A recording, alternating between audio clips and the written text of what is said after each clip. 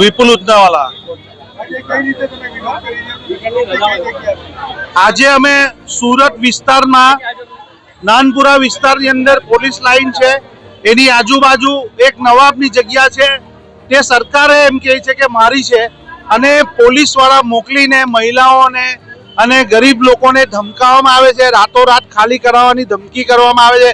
તમને જેલમાં નાખી દેશું, તમારું ઘર તોડી નાખીશું, તમને જાત જાતની ધમકી આપવામાં આવે છે, કારણ એમનું ઘર ખાલી કરાવવાનું કોઈ કારણ ચોક્કસ કહેવામાં નથી આવતું, અને સાદા કપડામાં પોલીસ આવે છે જે તદ્દન ગેરકાયદેસર છે।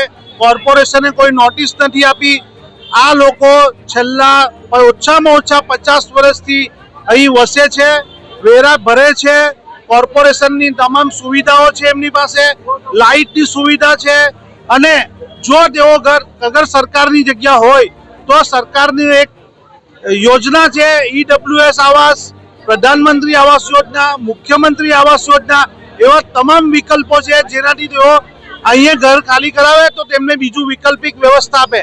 આ ગરીબ લોકો, તેઓનો ધંધો અહીંયા છે, તેઓના બાળકો અહીંયા નજીકની શાળામાં ભણે છે, તેઓનો તમામે તમામ આ સુવિધા અહીંયા છે, ત્યારે એમની આર્થિક પરિસ્થિતિ તદ્દન નબળી હોવાથી તેઓ તાત્કાલિક કોઈ ઘર કે વસવાટ કરી શકે નહીં। આ સરકાર તાનાશાહીથી રાતોરાત ખાલી કરવા માંગે છે અને આ ગરીબો પર જુલમ કરવા માંગે છે।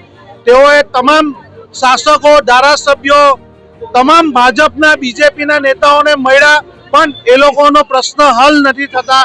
તેઓ છેલ્લા કોંગ્રેસ પાર્ટી પાસે આવી, ત્યારે કોંગ્રેસ પાર્ટીના અમારા એક્સ કોર્પોરેટરો, અમારા ધારાસભ્યો, પૂર્વ ધારાસભ્યો, અમે કોંગ્રેસના આગેવાનોને સંપર્ક કરતા અમે આજે એઓને મ્યુનિસિપલ કોર્પોરેશનની મુખ્ય મથકે કમિશનર સાહેબ અને મેયરશ્રીને મળવા આવ્યા છે કે આ ગરીબ મધ્યમ વર્ગના લોકોને જેઓ 80 વર્ષ જૂના વેરા બિલ ધરાવે છે તેમને વૈકલ્પિક વ્યવસ્થા તાત્કાલિક કરવામાં આવે।